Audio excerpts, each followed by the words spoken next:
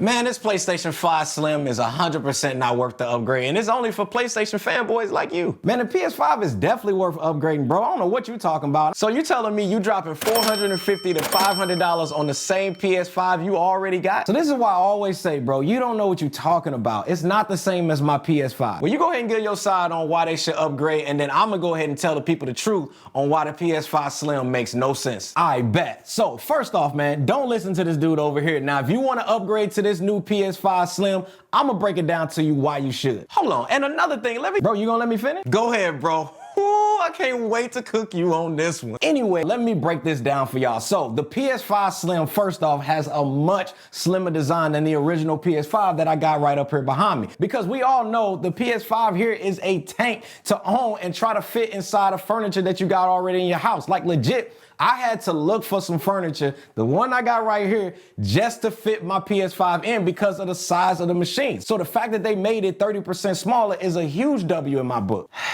The second reason it's worth the upgrade is because we are getting 1 terabyte of storage finally, whereas on the OG PS5, we only got 825 gigabytes of storage when only 667 gigabytes of that storage was actually usable because the pre-installed software was so large. The fact that we are now getting 1 terabyte now is a huge W, and I'm about to be downloading all the games, and I don't have to worry about external M.2 SSD drives and all of that. Now, the system that I'm gonna be getting is the digital version because I feel like with this one, it's a more versatile system because we now have the option, if we want, to be able to connect an attachable disk drive to it, which is dope. Really?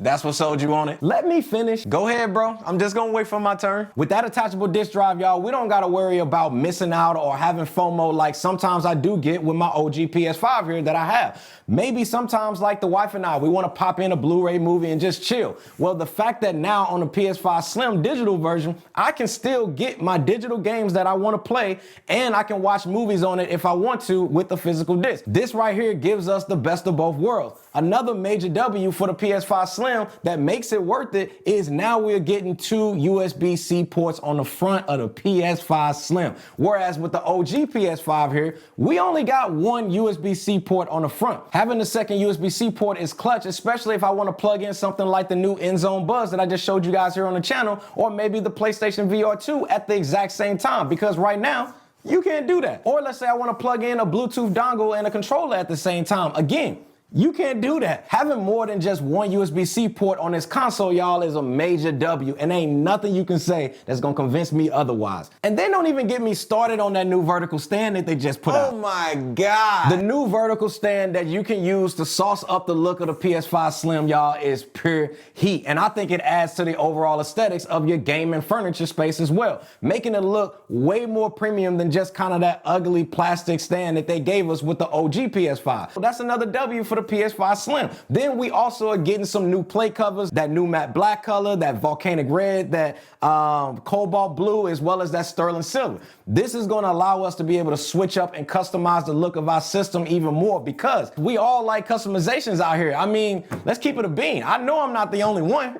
So to me, overall, having a system that is powerful as the PS5 in graphics and CPU performance, and now we're able to get all of that in a much smaller form factor with some additional features added, I mean, who can hate on that? You done yet, bro? Is it my turn to go? You talking too much. Oh, I'm done, bro. Go ahead. All right, finally, let me go ahead and give y'all the real, and I'm gonna tear apart every single thing that he just said, and I'm gonna give y'all my side of this thing. So the first thing that he talked about was this slimmer design form factor, right? But did y'all notice that he never said anything about the internals of the system? Oh, that's right, because it's literally the exact same thing that he already owns, which, by the way, you already shelled out $400 for when you first bought that system. So you meaning to tell me that it being only 30% slimmer, that it's all of a sudden worth you guys to spend another $400? Oh, my mistake, another $450 to $500. Because this system is now more money, and internally it's the exact same console that you already own and you love, and even I love as well, and that works just fine even after using it for 3 years and playing on it heavy. Nah, y'all, no way in the world am I telling you guys to spend another $450 to $500 on essentially the same unit that you already have. Even if you don't have one out there, I would still say try to find an OG version if you guys can get your hands on one, because again, It's the same system, and you're gonna be able to get it for way cheaper than the newer PS5 Slim. But what you fail to realize, nope, I let you finish, now you gonna let me finish. All right, bro, you got it. Now, the second thing that he talked about, and he told you guys had to deal with this 1 terabyte internal storage deal. Let's go ahead and break this all the way down. First off, stop acting like they just giving us a ton of additional storage. Bruh, they only giving you 175 gigabytes of more storage. Stop the cap. That's legit only one more game of space that they giving you. So don't sit up here and act like they just giving out 2 terabytes or 4 terabytes of additional space, because that ain't the case. Remember,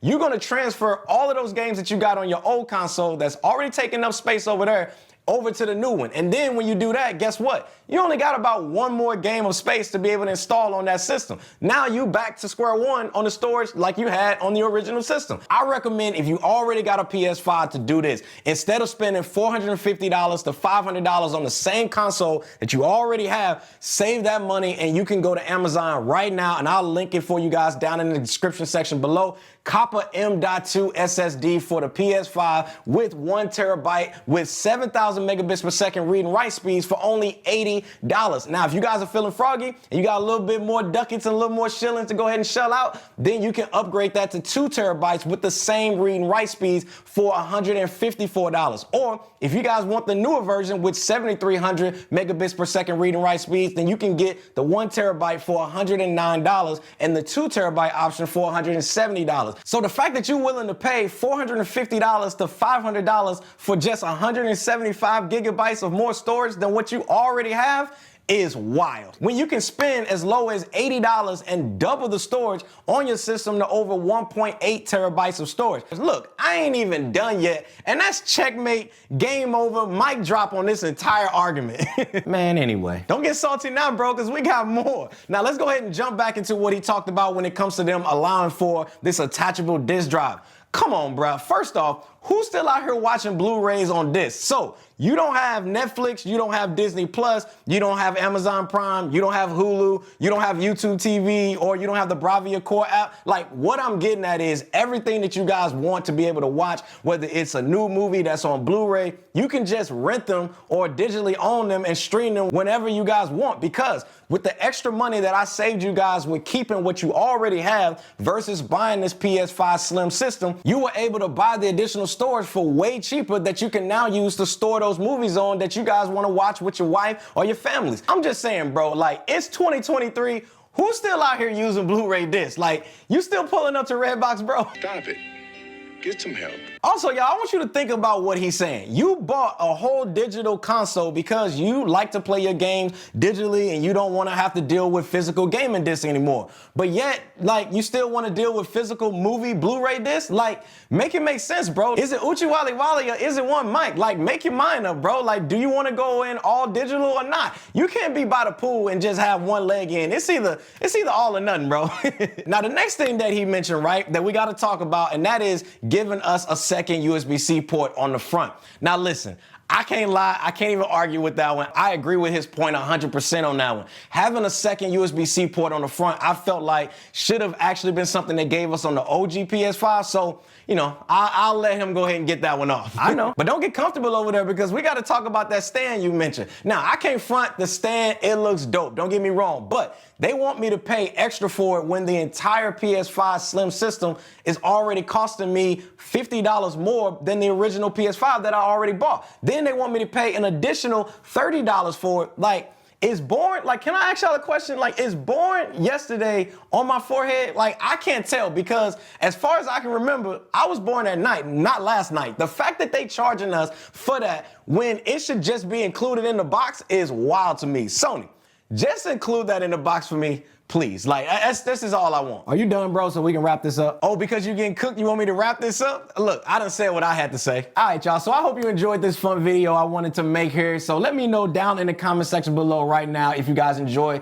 this new series. I plan on creating more of these if you guys enjoy it. But the point of this series here, man, is just to offer 2 different perspectives for you guys to be able to make a better buying decision when it comes to watching my videos, because there's always going to be a yin yin and a yang to every topic, and I want to be able to bring that to you guys. Now, if you guys were entertained, go ahead and do me a favor, y'all. Go ahead and hit that like button down below, and don't forget to click on that subscribe button too, y'all, because we on our way and we getting closer and closer to that 100K mark, y'all. The plaque is almost home, so don't forget to hit that subscribe button, man, if you guys want to see episode 2 when that drops, because we're gonna be talking iPhone 15 Pro versus that new Pixel 8 Pro. Oh yeah, because we Android squad over here, baby.